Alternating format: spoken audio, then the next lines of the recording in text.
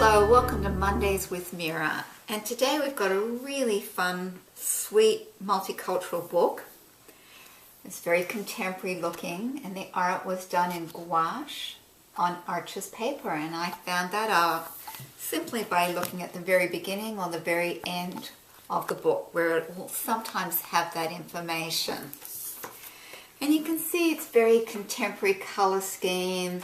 There's also a bit of ink work, and it's a pretty even line, which makes me think it might be done with maybe a micron pen or maybe even a hard pencil. My guess is pencil, because it's not totally solid all the way through.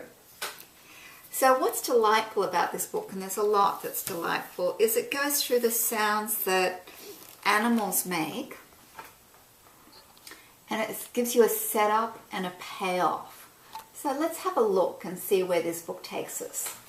So what kind of animal says Mung, Mung, Bo, Bo?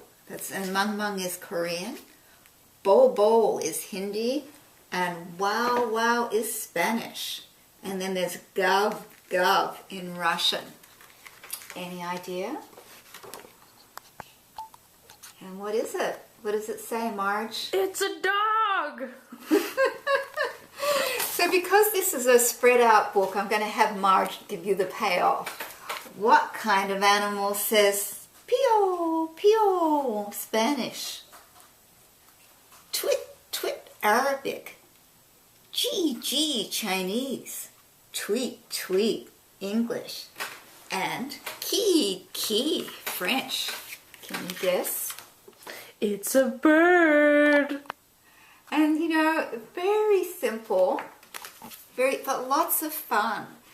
And so it's introducing kids to the idea that different cultures have different languages and different sounds. They hear things differently. And it's this very sweet, soft palette of, you know, a combination of you know, very opaque. You can see there's white mixed in with the green and white mixed in with the pink to make it really opaque. There's patterns that reappear that also make it more fun. It's got this nice movement that goes throughout. And this is guo, guo, Chinese. Ribbit, ribbit, English. Craw, craw, Spanish. Kago, kago, Korean, and kokak, Filipino. It's a frog. I knew you were going to say that. So it goes through all these animals, and it's just really very, very fun with this little sort of, you know, introducing you to the animals, what kind of, and then the payoff. Repetition, and what repetition does is it provides opportunity for prediction.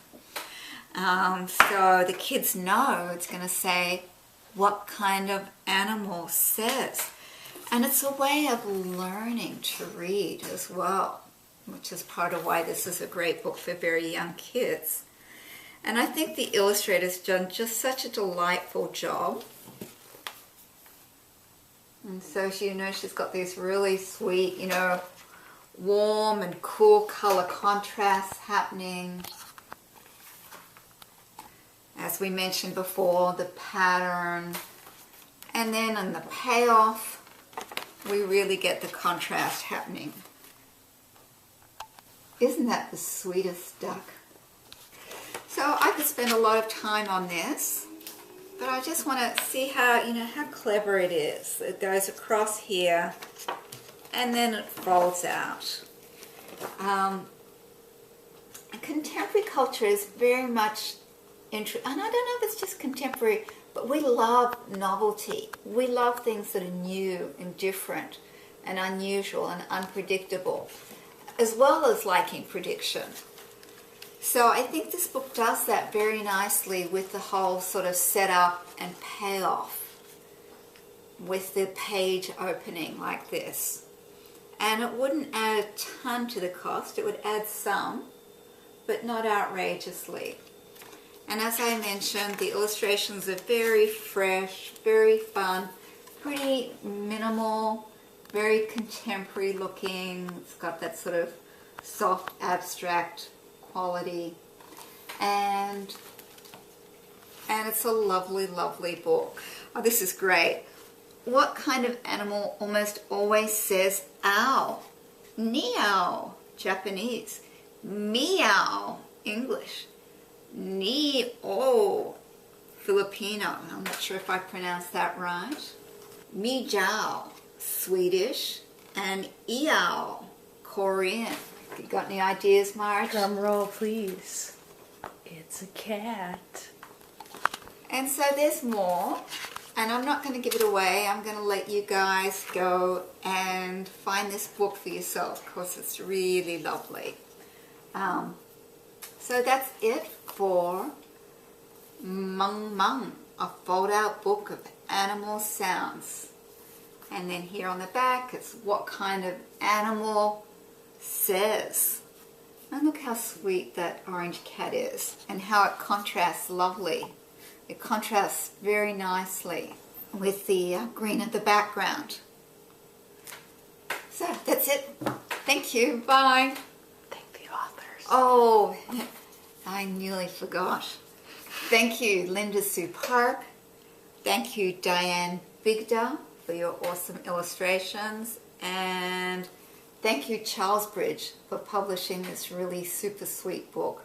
It teaches about, language, culture, includes and when I spoke before about repetition. I spoke about repetition.